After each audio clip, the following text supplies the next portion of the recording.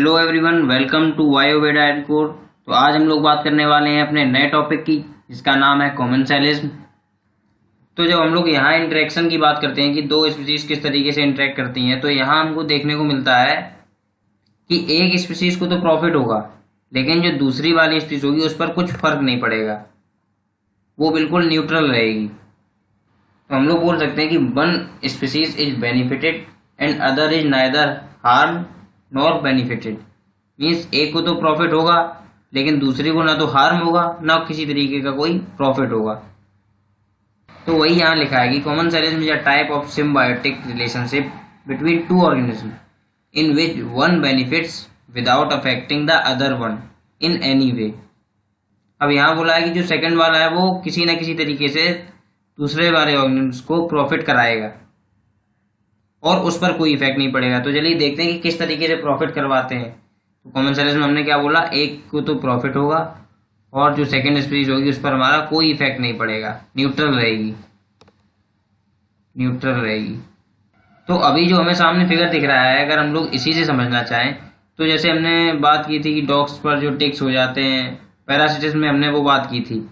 तो वैसे ही मान लीजिए जो ये हमें यहाँ डियर दिख रहा है, इसके ऊपर टिक्स हैं, कुछ इंसेक्ट हैं छोटे छोटे। तो अगर ये बर्ड इसको खाएगी तो इसको प्रॉफिट होगा, लेकिन यहाँ क्या होगा, इसको भी प्रॉफिट होगा। क्यों? क्योंकि जो इसके ऊपर पैरासाइट है उसको ये बर्ड किल कर रही थी। तब हमने बोला था कि क्या वो क्या था, पैरासिटिज्म। लेकिन यहाँ ऐसा नहीं है। यहाँ हमने बस समझने के लिए ये बात की कि इसके ऊपर कोई इंसेक्ट है, लेकिन यहाँ ऐसा नहीं है। कॉमेंसैलिज्म में अलग तरीके का एग्जाम्पल्स होते हैं। तो चलिए देखते हैं कि किस तरीके से ये डियर या कोई और अदर ऑर्गेनिज्म प्रॉफिट करवाता है सेकेंड स्पीसीज को, और इसको कोई लॉस नहीं होगा और इन सबको क्या होगा, प्रॉफिट होगा। ठीक है, तो चलिए देखते हैं, कुछ एग्जांपल्स देखते हैं कॉमेंसैलिज्म के, जिससे हमको और क्लियर होगा टॉपिक के बारे में। बहुत ही इजी टॉपिक है और इजीली समझ में आएगा। तो सबसे पहला हमारा जो एग्जांपल है वो ऑर्किड का है। तो ये एक एपीफाइट है। यहाँ बोला है कि मैंगो ट्री पर ग्रो कर रहा है। ये हमारा मैंगो ट्री है और ये इसके ऊपर ग्रो कर रहा है। जैसे मान लीजिए वो ये एक हमारा ट्री है और इसके ऊपर अगर कोई ग्रो करे तो हम लोग उसे बोलते हैं epiphyte. Epiphyte means to grow on another plant. तो ये क्या कर रहा है ऑर्किड हमारा, ये मैंगो ट्री है जो उस पर ग्रो कर रहा है और उसी से अपने न्यूट्रिशन को ले रहा है। तो ये इसी पर ग्रो कर रहा है और न्यूट्रिशन भी ले रहा है, शेल्टर। वहीं मैंगो ट्री पर कोई इफेक्ट नहीं है। तो इसको क्या हुआ है, ऑर्किड को तो प्रॉफिट हुआ, लेकिन मैंगो ट्री इस पर कोई इफेक्ट नहीं है, वो कैसा रहा, न्यूट्रल। तो ये भी एक कॉमेंसैलिज्म का एग्जांपल है। तो दूसरा एग्जांपल हमारे पास आता है बार्नेकल्स का। ये जो हमारी वेल है, इसके ऊपर आपको ये दिख रहे हैं, ये बार्नेकल्स हैं, यहाँ बार्नेकल्स। अब यहाँ पर देखते हैं कि इनको किस तरीके से प्रॉफिट होगा। यहाँ पर बार्नेकल्स को क्या होगा, प्रॉफिट। वहीं वेल को कोई इफेक्ट नहीं पड़ेगा, ये न्यूट्रल रहेगी। तो यहाँ पर होता क्या है, जब ये वेल मूवमेंट करेगी, किसी दूसरी जगह पर जाएगी, तो बार्नेकल को भी अपने साथ ले जाएगी। तो इसके मूवमेंट में पहली चीज क्या है, मूवमेंट में हेल्प किया। तो मूवमेंट करा के डिफरेंट डिफरेंट लोकेशन पर ले जाएगी और फूड भी प्रोवाइड कराएगी, शेल्टर। तो ये इसके ऊपर है तो इन्हें शेल्टर भी दिया। जब इसने मूवमेंट किया तो बार्नेकल्स भी मूव किए। तो जब ये दूसरी जगह पर जाएंगे तो ये बार्नेकल्स वहां से क्या अपना फूड गेन कर लेंगे। तो ये तो था बार्नेकल्स का एग्जांपल कि हमारी जो वेल है उस पर कोई इफेक्ट नहीं पड़ा, लेकिन बार्नेकल्स को किस तरीके से प्रॉफिट हुआ, मूवमेंट में, फूड में और शेल्टर प्रोवाइड कराया किसने, वेल ने। और ये हमारा थर्ड एग्जाम्पल है, ये हमें एक टॉर्टोइस दिख रहा है। तो ये बस हमने समझने के लिए लिया है कि ये भी एक कॉमेंसैलिज्म का एग्जाम्पल की तरीके से शो हो रहा है कि देखिए इसके बैक पर आपको क्या दो फिशेस या दो कोई भी इंसेक्ट होंगे, वो ये भी मूवमेंट में हेल्प कर रहा है, शेल्टर प्रोवाइड करा रहा है इन दोनों फिशेस को। मान लें ये फिश है तो इनको क्या शेल्टर प्रोवाइड करा रहा है, इनकी मूवमेंट में हेल्प कर रहा है, लेकिन इस पर कोई इफेक्ट नहीं है और इनको क्या हो रहा है, इनको प्रॉफिट हो रहा है। तो ये कॉमेंसैलिज्म के एग्जाम्पल्स हैं। तो अब हमारे पास एग्जाम्पल आता है सी एनीमोन और क्लोन फिश का। सी एनीमोन एंड क्लोन फिश। तो यहाँ देखते हैं कि किस तरीके से कॉमेंसैलिज्म का इंटरेक्शन हमको दिख रहा है कि तो यहाँ होता क्या है, जो हमारा ये सी एनीमोन है, ये जो आपको दिख रहा है, ये वाले जो टेंटिकल्स दिख रहे हैं ये आपको निकले हुए, तो क्लोन फिश क्या करती है, इसी में सेंटर ले लेती है, सेंटर। अब ये दोनों साथ साथ रहते हैं, दोनों साथ साथ, क्लोन फिश और सी एनीमोन। ये जो दिख रही है आपको, ये हमारी कौन सी, ये हमारी है क्लोन फिश। अब ये इसके अंदर सेंटर ले लिया इसने, तो अब ये सी एनीमोन इसको किस तरीके से प्रॉफिट कराएगा। अब जो हमारा प्रीडेटर होगा, प्रीडेटर, वो जो इसकी ये टेंटिकल्स हैं उससे दूर रहेगा, और क्लोन फिश इसी में सेंटर लिए हुए अंदर की तरफ, तो ये प्रीडेटर जो है सी एनीमोन से दूर रहेंगे, तो फिश को क्या है, प्रीडेटर से प्रोटेक्शन मिल जाएगी। लेकिन सी एनीमोन पर कोई फर्क नहीं पड़ेगा, तो सी एनीमोन कैसा रहेगा हमारा, न्यूट्रल। और जो हमारी क्लोन फिश है इसको क्या होगा, बेनिफिट। वही हमने बोला था कॉमेंसैलिज्म में कि एक जो हमारी स्पीसीज है वो तो न्यूट्रल रहेगी, उस पर कोई इफेक्ट नहीं पड़ेगा, लेकिन जो सेकंड स्पीसीज है उसको क्या होगा, प्रॉफिट होगा। तो एक तो एग्जांपल हमारा ये हो गया कॉमेंसैलिज्म का, और हमारे पास एक एग्जांपल और आता है। अब आपको यहाँ पर एग्रेट्स दिख रहे हैं, एग्रेट्स, ये जो बगुला आपने देखा होगा कि जहाँ पर ये हमारी गाय भैंस या कोई भी जानवर ग्रेजिंग करते हैं वहाँ उनके आसपास ही रहते हैं। ऐसा क्यों होता है, ऐसा फिगर आपने नॉर्मली देखा होगा जहाँ पर काऊ और बफेलो ग्रेजिंग करते हैं या गॉड जो है हमारी ग्रेजिंग करती है, तो वहाँ आपने देखा होगा कि जो हमारे बगुले होते हैं ये आसपास ही होते हैं, या कुछ और बर्ड्स होती हैं वो भी उनके आसपास घूमते रहते हैं। ऐसा क्यों होता है। अब यहाँ पर हम किस तरीके का इंटरेक्शन देख सकते हैं, कॉमेंसैलिज्म कैसे दिखेगा कि एक को तो प्रॉफिट होगा और एक न्यूट्रल रहेगा। तो चलिए देखते हैं इस एग्जाम्पल में। यहाँ होता क्या है कि जैसे मान लीजिए हमारी काऊ दिख रही है, अब जब ये ग्रेजिंग करेगी, जैसे मान लीजिए यहाँ पर ये ग्रेजिंग करेगी और इसने इस जो बुशेस दिख रही हैं, ये आपको प्लांट दिख रहा है ना छोटा सा, और जो ग्रास है, जब ये इसको हिलाएगा, तो जब ये ग्रेजिंग कर रहा था तो इसका हेड टच हुआ, तो जैसे ये प्लांट था, अब ये ग्रेजिंग कर रहा था तो इसमें क्या हुआ, मूवमेंट हुआ, तो जो इंसेक्ट थे, जो इंसेक्ट्स अंदर छुपे थे वो क्या होंगे, फ्लश आउट, बाहर निकल जाएंगे। और फिर जो ये हमारे एग्रेट्स आपको दिख रहे थे, ये क्या है, उसको खा लेंगे। तो इनको क्या हुआ, बेनिफिट हुआ, किसकी वजह से, जो हमारी कैटल है, जो ग्रेजिंग कर रही है हमारी कैटल, उनकी वजह से इसको प्रॉफिट हुआ कि जैसे इसने ग्रेजिंग स्टार्ट की, बुशेस में मूवमेंट हुआ, उसकी वजह से क्या, इंसेक्ट बाहर आए, और जैसे ही इंसेक्ट बाहर आए तो जो हमारे बगुले घूम रहे थे आसपास, इन्होंने इनको खा लिया। तो यहाँ पर इनको एग्रेट्स को क्या हुआ, प्रॉफिट हुआ। वहीं जो हमारी कैटल है वो कैसी रही, न्यूट्रल, और इनको क्या हुआ, बेनिफिट। तो ये हमने बात की कुछ कॉमेंसैलिज्म के एग्जांपल्स के बारे में, जिसमें हमने सी एनीमोन और क्लोन फिश के बारे में देखा कि ये प्रीडेटर से किस तरीके से बचाता था अपने टेंटिकल्स के थ्रू, और हमने कैटल ग्रेजिंग और एग्रेट्स की इंटरेक्शन की बात की।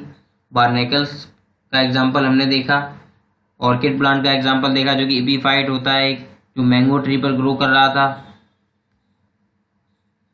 और मैंगो ट्री पर कोई इफेक्ट नहीं पड़ रहा था, लेकिन जो हमारा ऑर्किड था उसको प्रॉफिट हो रही थी। ऐसे ही बार्नेकल्स में देखा। और एक एग्जांपल हमने और एक देखा था समझने के लिए कि ये मूवमेंट और शेल्टर प्रोवाइड कराएगा।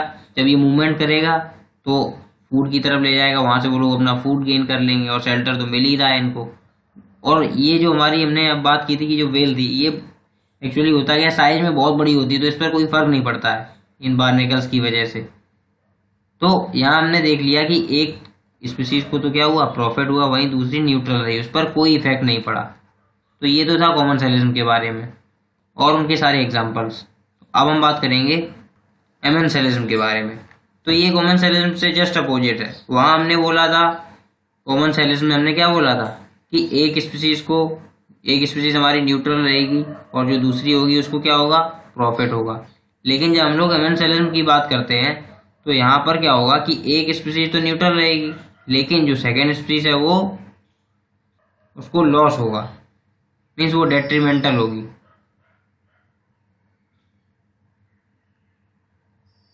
यहाँ भी वही है, one species is neither harm nor benefited but another one is harm. मान लीजिए हमारी ए थी और ये बी थी, तो जो ए वाली को ना तो कोई प्रॉफिट हुआ ना ही कोई लॉस हुआ, लेकिन जो बी वाली थी उसको क्या लॉस हुआ, उसको क्या हुआ, ना ही प्रॉफिट हुआ ना ही लॉस हुआ।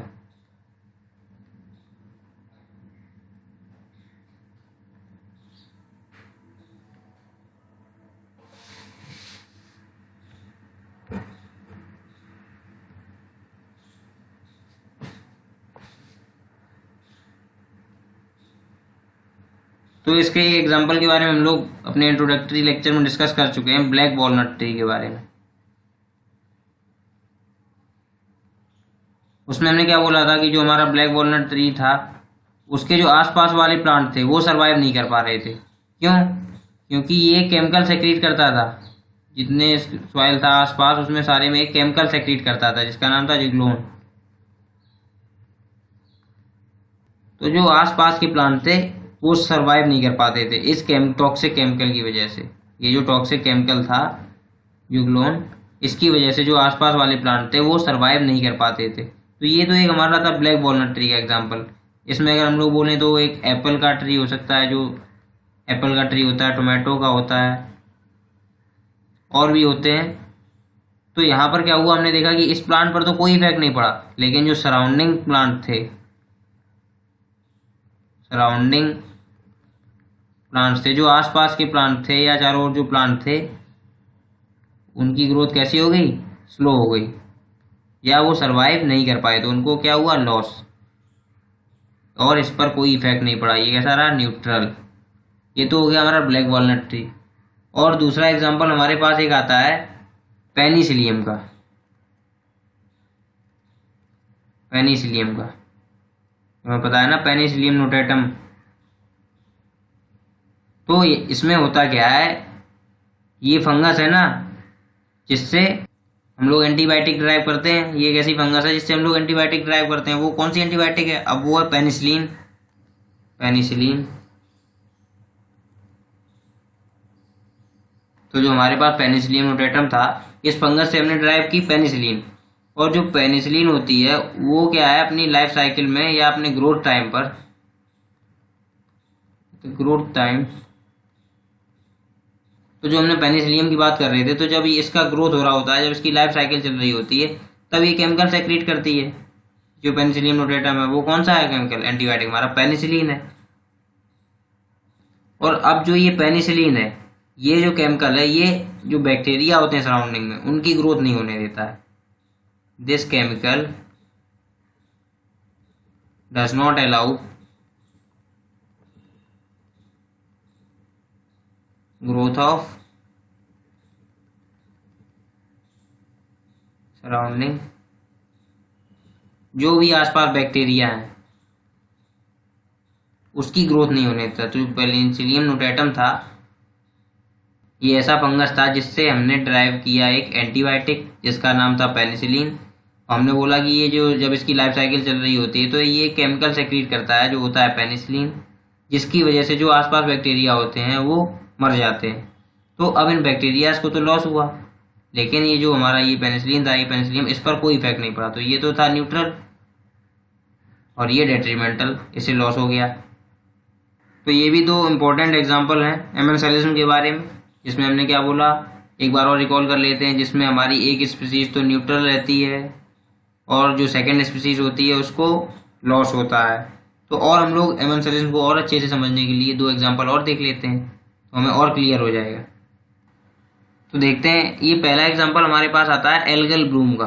तो ये बेसिकली होता क्या है कि जो एल्गी होती हैं, जो फ्रेश और मराइन वाटर में बहुत ज़्यादा ग्रोथ कर जाती हैं, बहुत तेज़ी से। जो एल्गी होती हैं और जो प्लांट्स होते हैं वो बहुत ज़्यादा ग्रो कर जाते हैं। जैसे आपको इसमें दिख रहा है फिगर में, ये प्लांट्स हैं और ये जो ग्रीन ग्रीन वाटर हो गया है, ये बहुत तेज़ी से ग्रो कर जाते हैं वाटर में, जिसकी वजह से बहुत सारी फिशेस मर जाती हैं और भी जो एनिमल्स होते हैं पानी में वो मर जाते हैं। वही लिखा है, algal bloom can lead to death of many species of fishes and other animals, however the algae do not benefit from the death of these individuals. अब एल्गी को तो कोई प्रॉफिट हुआ नहीं, वो तो न्यूट्रल रही। जो हमारी एल्गी है वो कैसी रही, न्यूट्रल। लेकिन जो वहाँ पर फिशेस थी और भी एनिमल्स थे, उनको क्या हुआ, लॉस। जब हम एल्गल ब्लूम के बारे में बोल सकते हैं जब न्यूट्रिएंट्स बहुत ज़्यादा बढ़ जाते हैं, एक्सेस ऑफ न्यूट्रिएंट्स, जैसे कि हमारा फॉस्फोरस और हमारा नाइट्रोजन। तो जब ये बढ़ जाएंगे तो होगा क्या कि जो हमारी एल्गी हैं, ये एल्गी और जो प्लांट्स हैं हमारे, उनकी ग्रोथ बहुत तेजी से बढ़ जाएगी, बहुत फास्ट ग्रोथ होगी, जिसकी वजह से और सारे जानवर जो हैं उसमें वो मरेंगे। अब यहाँ पर हो क्या रहा है, जैसे मान लीजिए प्लांट बड़े बड़े हो गए तो अब सनलाइट पहुंच नहीं रही, जो हमारी सनलाइट है वो नहीं जा पा रही है।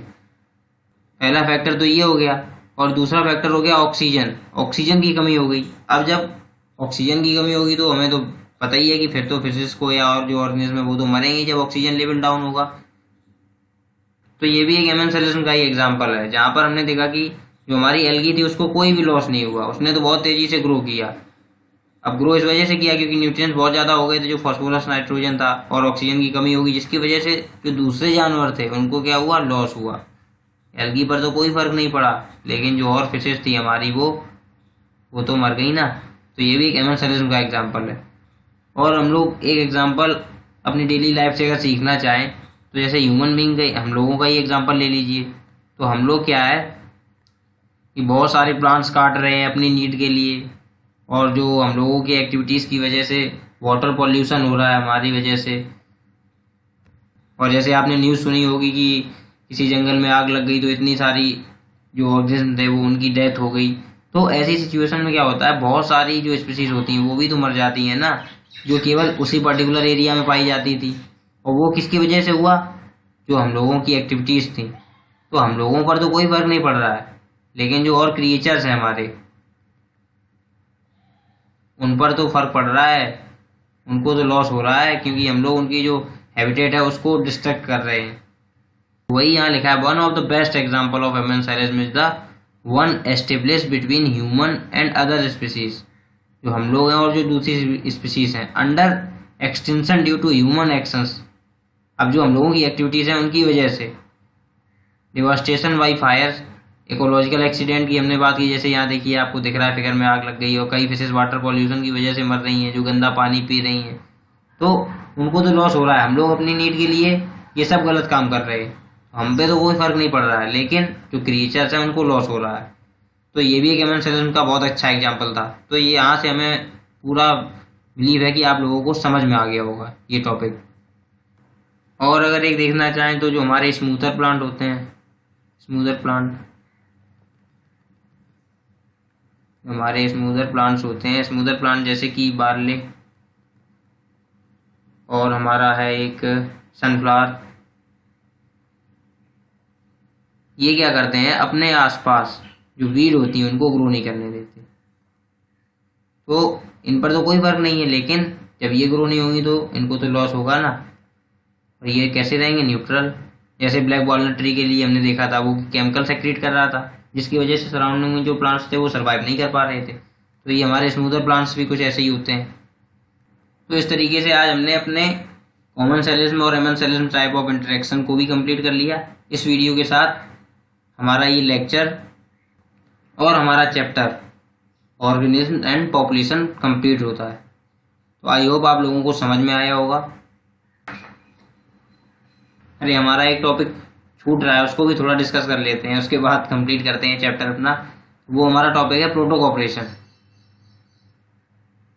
इसको भी हम लोग अपने इंट्रोडक्टरी लेक्चर में डिस्कस कर चुके हैं।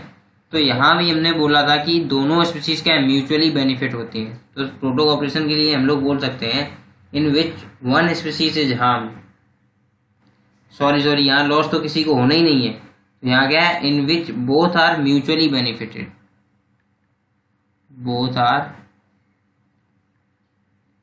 म्यूचुअली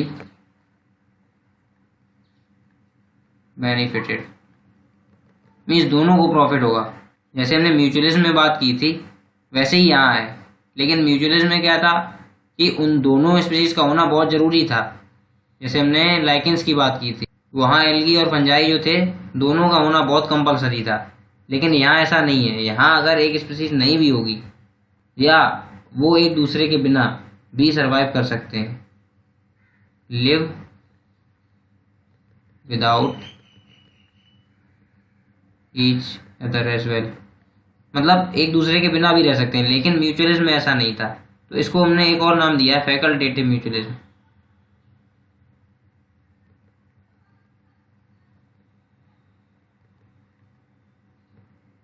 तो प्रोटो कॉपरेशन में क्या है, both species are mutually benefited, दोनों को प्रॉफिट होगा। तो इसका एक एग्जांपल देखते हैं और हम लोग समझते हैं प्रोटो कॉपरेशन के बारे में। अब ये तो है हमारा सी एनीमोन, और ये हमारा क्या है, ये आपको दिख रहा होगा हर्मिट क्रैब है हमारा। अब देखते हैं यहाँ दोनों को फायदा कैसे होता है। प्रोटो कॉपरेशन में हमने क्या बोला, दोनों को प्रॉफिट होगा, both A and B are mutually benefited. चलिए देखते हैं इस फिगर में। तो जैसे हमें इस फिगर में दिख रहा है, इस फिगर में कि ये हमारा सी एनीमोन है और ये हमारा हर्मिट क्रैब है। तो यहाँ हो क्या रहा है कि ये हर्मिट क्रैब के ऊपर रहता है, जो सी एनीमोन है ये हर्मिट क्रैब के ऊपर रहेगा। अब सी एनीमोन को कैसे प्रॉफिट हुआ, मूवमेंट में और फूड में। कैसे, किस तरीके से, जब ये हर्मिट क्रैब मूव करेगा तो ये सी एनीमोन भी मूव करेगा और वहां तक ये ले जाएगा जहाँ से फूड की रिक्वायरमेंट होगी, तो ये सी एनीमोन अपना फूड आराम से ले सकेगा। लेकिन अब हर्मिट क्रैब को किस तरीके से फायदा होगा, हर्मिट क्रैब के जो प्रीडेटर्स होंगे, हर्मिट क्रैब उससे बचेगा। क्यों, क्योंकि ये जो सी एनीमोन है इसके जो टेंटिकल्स हैं ये इसको एकदम कवर कर देंगे बिल्कुल, ये तो ये प्रीडेटर इसको देख नहीं पाएंगे, प्रीडेटर कांट सी। तो प्रीडेटर जब इसको देख नहीं पाएंगे तो इसे खाएंगे क्यों, तो हर्मिट क्रैब भी बच जाएगा और सी एनीमोन इसको भी प्रॉफिट हुआ कि हर्मिट क्रैब इसको मूवमेंट कराया और इसे फूड लेना था, उसने फूड लिया। लेकिन हर्मिट क्रैब को भी तो इससे प्रॉफिट हुआ है ना सी एनीमोन से, क्योंकि इसने इसको पूरा कवर कर लिया, जिसकी वजह से प्रीडेटर ने इसको देख नहीं पाया। तो यहाँ पर क्या हुआ, हर्मिट क्रैब भी बच गया और हमारा सी एनीमोन है उसको भी फूड मिल गई, उसको भी मदद मिल गई मूवमेंट में और फूड गेन करने में, और हर्मिट क्रैब को भी प्रोटेक्शन मिल गई। तो यहाँ पर दोनों म्यूचुअली बेनिफिटेड है, मीन्स एक दूसरे से दोनों ने प्रॉफिट लिया, दोनों को एक दूसरे से फायदा हुआ। तो ये था प्रोटो कॉपरेशन के बारे में। सॉरी हमने आज लेक्चर को जल्दी एंड कर दिया था, हमारा ये टॉपिक छूट रहा था। तो चलिए अब इसी के साथ हमारा चैप्टर कंप्लीट होता है, ऑर्गेनिज्म एंड पॉपुलेशन। मिलते हैं किसी अच्छे चैप्टर के साथ अपने नेक्स्ट वीडियो लेक्चर में। Thanks for watching this video. I hope कि आप लोगों को हमारी वीडियो समझ में आ रही होंगी। Thank you for watching, thank you very very much.